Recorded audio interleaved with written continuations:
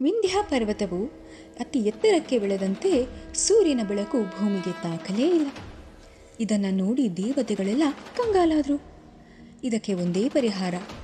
ದೇವತೆಗಳೆಲ್ಲರೂ ವಿಂಧ್ಯ ಗುರುವಾದ ಅಗಸ್ತ್ಯರ ಬಳಿಗೆ ಹೋದರು.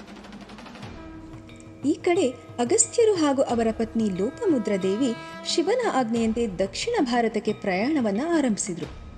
ಇವರ ಮೊರೆಯನ್ನು ಕೇಳಿ ಅಗಸ್ತ್ಯರು ವಿಂಧ್ಯ ಬಳಿಗೆ ಬಂದರು. ತನ್ನ ಗುರುವನ್ನು ಕಂಡು ವಿಂಧ್ಯ ಖುಷಿಯಿಂದ ನಮಸ್ಕರಿಸಿ, ಗುರುಗಳೇ, ನನ್ನಿಂದ ಏನು ಸೇವೆಯಾಗಬೇಕೆಂದು ಕೇಳಿತು. ವಿಂಧ್ಯ, ನಿನ್ನನ್ನು ನೋಡಿ ಖುಷಿ ಆಯಿತು. ನಾನು ದಕ್ಷಿಣ ಭಾರತಕ್ಕೆ ಒಂದು ಮುಖ್ಯ ಕೆಲಸದ ಮೇಲೆ ಯಾತ್ರೆ ಹೊರಟಿದ್ದೇನೆ. ನೀನು ಇಷ್ಟು ಎತ್ತರವಾಗಿರುವುದರಿಂದ ನಾನು ಹೇಗೆ ಹೋಗಲಿ?